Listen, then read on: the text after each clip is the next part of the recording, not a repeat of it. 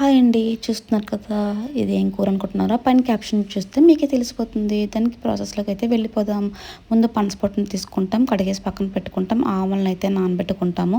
నానబెట్టుకొని దాన్ని దంచేసుకొని పేస్ట్‌ని కూడా పక్కన పెట్టుకుంటాం. ఇప్పుడు ఒక మట్టి పాత్ర తీసుకొని కొంచెం నెయ్యి వేసుకొని ఇలా తాలింపు అయితే వేసుకొని ఫ్రై చేసుకుంటామనమాట.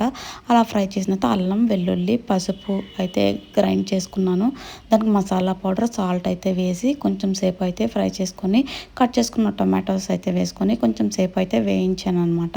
వేయించి మగ్గిన తర్వాత అప్పుడు మనం కట్ చేసుకున్న పనస పొట్టు ముక్కలు ఉంటాయి కదండీ! దాన్నైతే వేయించేస్తామనమాట. వేయించేసి కొంచెం సాల్ట్ వాటర్ అయితే వేసుకున్నాము.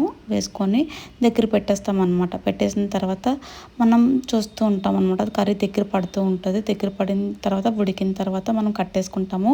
కట్టేసుకుంటే మన కర్రీ అయితే రెడీ అయిపోతుంది. ఆవ పిండిది మనం కలిపింది ఉంటుంది కదండీ!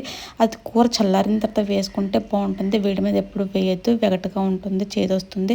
సో, మన కర్రీ అయితే రెడీ అయిపోయింది. బాయ్.